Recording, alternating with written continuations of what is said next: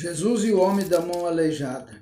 Jesus foi outra vez à sinagoga, estava ali um homem que tinha uma das mãos aleijada. Estavam também na sinagoga algumas pessoas que queriam acusar Jesus de desobedecer à lei.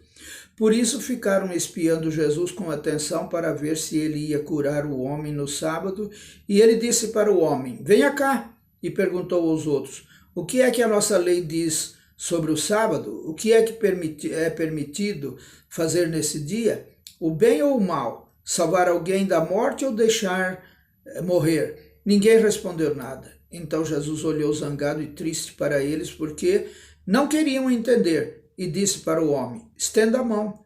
O homem estendeu a mão e ela sarou. Logo depois os fariseus saíram dali e, junto com as pessoas do partido de Herodes, começaram a fazer planos para matar Jesus. Jesus cura outros doentes. Jesus e os discípulos foram até o lago da Galileia.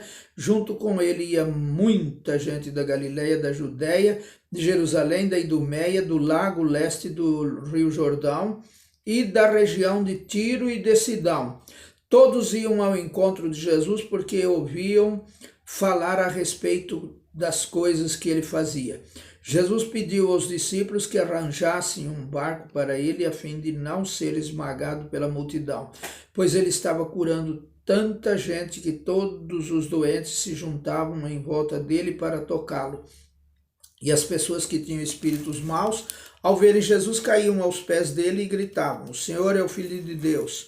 Mas Jesus proibiu duramente os espíritos de dizerem quem ele era. Jesus escolhe os 12 apóstolos. Jesus subiu um monte, chamou os que ele quis, e eles foram para perto dele. Então escolheu 12 homens para ficarem com ele e serem enviados para anunciar o evangelho. A esses 12 ele chamou de apóstolos. Eles receberam autoridade para expulsar demônios. Os 12 foram estes: Simão, a quem Jesus deu o nome de Pedro, Tiago e João, filhos de Zebedeu. A estes ele deu o nome de Boanerges, que quer dizer filhos do trovão. André, Filipe, Bartolomeu, Mateus, Tomé, Tiago, filho de Alfeu, Tadeu, Simão, o nacionalista, e Judas Iscariotes, que traiu Jesus. O poder de Jesus para expulsar demônios. Quando Jesus foi para casa, uma grande multidão se juntou de novo, e era tanta gente que ele e os discípulos não tinham tempo nem para comer. Os parentes de Jesus souberam disso e foram buscá-lo, porque algumas pessoas estavam dizendo que ele estava louco.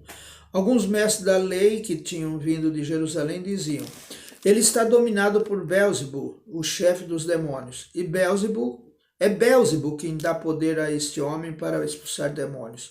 Então Jesus chamou todos e começou a ensiná-los por meio de parábolas. E ele dizia: "Como é que Satanás pode expulsar a si mesmo? O país que se divide em grupos que lutam entre si certamente será destruído. Se uma família se divide e as pessoas que fazem parte dela começam a lutar entre si, ela será destruída. Se o reino de Satanás se dividir em grupos e esses grupos lutarem entre si, o reino não continuará a existir, mas será destruído. Ninguém pode entrar na casa de um homem forte e roubar os seus bens sem primeiro amarrá-lo. Somente assim essa pessoa poderá levar o que ele tem em casa. Eu afirmo a vocês que isto é verdade. Os pecados que as pessoas cometem ou as blasfêmias contra Deus poderão ser perdoados. Mas as blasfêmias contra o Espírito Santo nunca serão perdoadas, porque a culpa desse pecado dura para sempre." Jesus falou assim porque diziam que ele estava dominado por um espírito mau. A mãe e os irmãos de Jesus.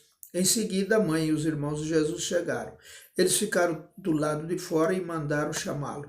Muita gente estava sentada em volta dele e algumas pessoas lhe disseram: "Escute, a sua mãe e os seus irmãos estão lá fora, procurando o Senhor."